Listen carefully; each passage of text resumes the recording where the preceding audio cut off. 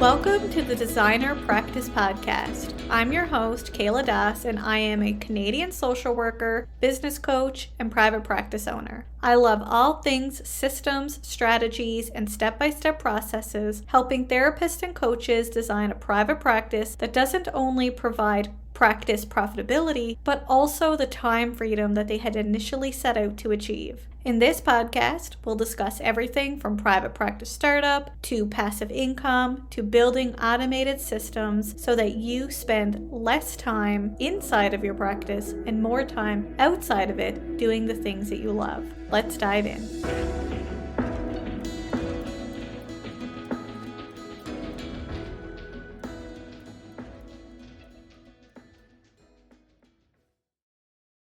Today's podcast episode is sponsored by Jane app.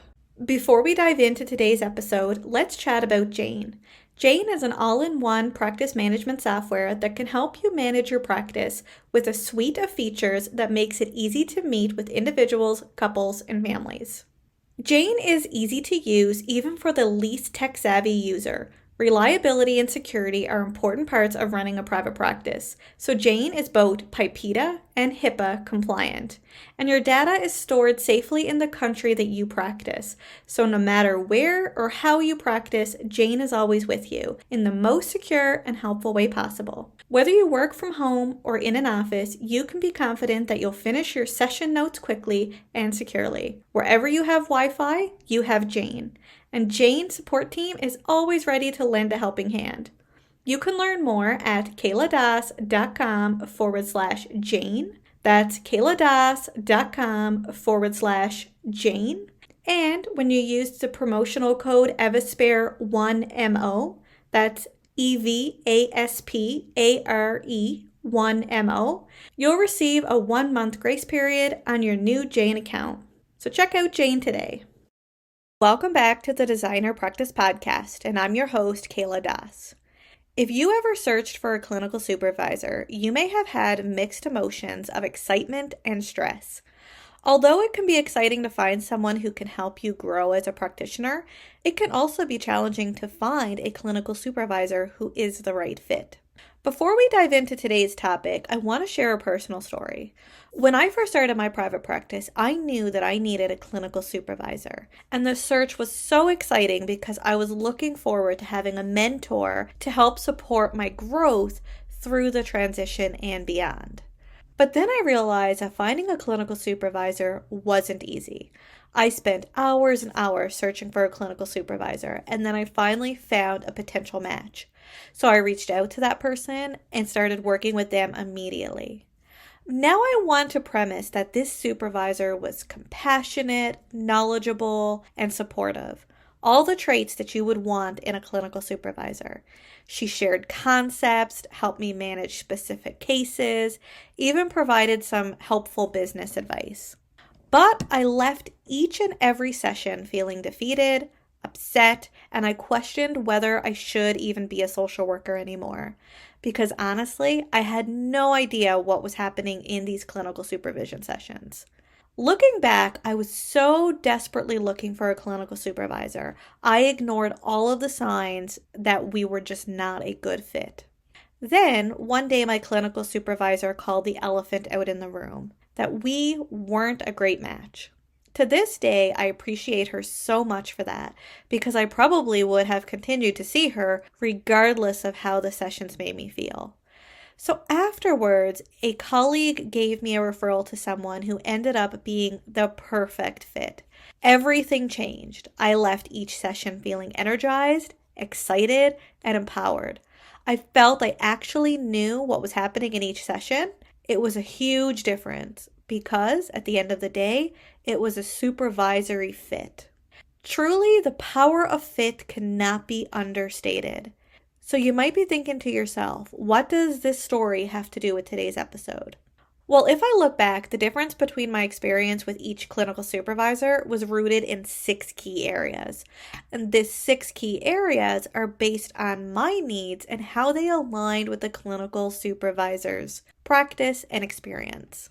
So in today's episode, I'm going to share with you 6 key areas to look for when choosing a clinical supervisor so that you find the right fit the first time. First of all, when choosing a clinical supervisor, identify the clinical supervisor's educational background. Although it's not always necessary for therapists to be supervised by someone who has the exact same educational background as them, it's important to ensure that there is an alignment in practice. Also, it's important to know your regulatory body's expectations around receiving clinical supervision, as different regulatory bodies have different requirements regarding who can be considered a clinical supervisor. Some regulatory bodies allow their members to choose clinical supervisors with minimal restrictions, while others have stricter guidelines about who can be considered an appropriate clinical supervisor. So when choosing a clinical supervisor, determine your regulatory body's position about cross-profession supervision so that you know you're receiving the appropriate clinical supervision as determined by your regulatory body. In addition to educational background, what are your clinical supervisor's professional designations? Professional designations are important when you're looking for a clinical supervisor. Professional designations might include regulatory designations or advanced training designations. For example, registered social workers in Alberta or BC working towards the Registered Clinical Social Worker or RCSW designation might choose a clinical supervisor with the RCSW title. Also, therapists working towards the EMDR certification might need to find someone with an EMDR consultant designation to work towards their EMDR consultant hours. If you're working towards advanced training or designations, you may need a clinical supervisor with these specialized credentials. Next, determine the clinical supervisor's areas of practice. Now, practice experience isn't just about the number of years a clinical supervisor has been in the field, but instead who they've worked with while in practice, because a good fit would be a clinical supervisor who has worked with similar clients as yourself. For example, a therapist working with children would benefit much more from a clinical supervisor who has experience, expertise, and skills working with and navigating through the clinical and ethical situations that may arise when working with children and their parents. Because having someone who has been through similar situations as you and who knows your ideal client well is going to provide more practical, relevant, and realistic strategies or guidance than someone who hasn't. Next, learn your clinical supervisor's theoretical orientation. In other words, determine which frameworks the clinical supervisor uses to inform their therapy interventions. And more importantly, determine if the clinical supervisor's theoretical orientation aligns with your own. As your clinical supervisor's advice is based on their theoretical orientation, an alignment between theoretical orientations is essential for promoting the best client care. If I look back to my experience that I mentioned at the beginning of this podcast episode, I think the two main factors that majorly impacted my experience was a mismatch in theoretical orientation, and we also didn't serve the same type of clients. So our practice lens and our experience were completely different. So it also makes sense that we weren't a good fit and that I really didn't know what was happening in each session because it was from a different lens than how I practice. Finally, what is the clinical supervisor's style of supervision and are they accessible? When I think of the style of supervision, I think of the methods the clinical supervisor uses to deliver supervision sessions, the supervision structure, the supervision requirements, their personality, and are they accessible when you need them? You may be able to gather some of this information on directories, websites, or other ways that the clinical supervisor advertises their services. However, determining a clinical supervisor style of supervision often requires a meet and greet to determine best fit, especially when we think of things like personality. Some clinical supervisors offer a free consultation, which I suggest using, if available, so that you can have a better idea if their style works for you.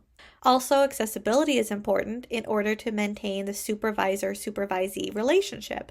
If accessibility is a barrier, then following through with clinical supervision can become super challenging. As accessibility differs person to person, you might want to consider what your needs are and search for a therapist who ticks most of those boxes.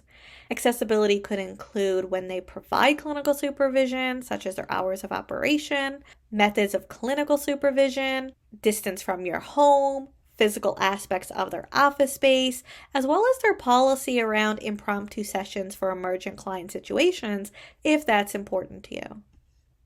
Now let's recap.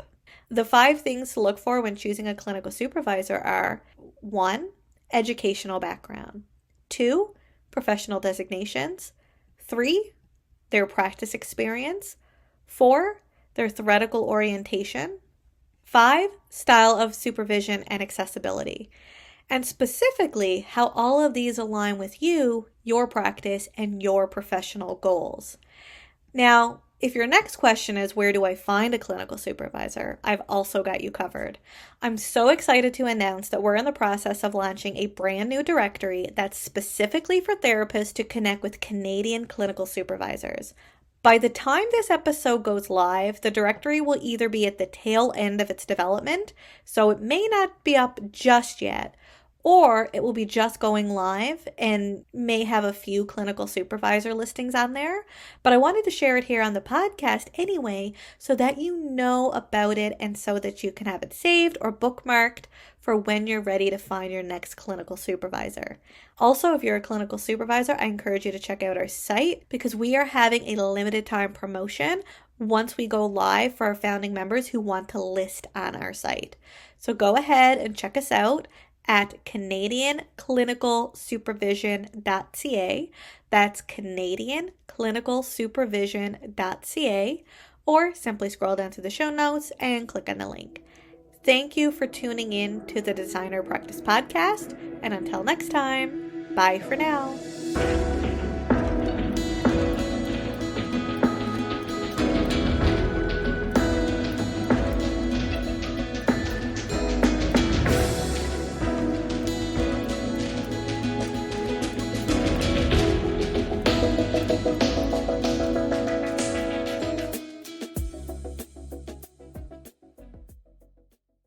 Please be advised that the podcast advertisements and links in this episode may be affiliate and or sponsor links where Evaspare Inc. and the Designer Practice Podcast receive compensation for sales or signups made through link clicks. This helps the Designer Practice Podcast continue to provide free and valuable content to you each week. Thank you, and we appreciate your support.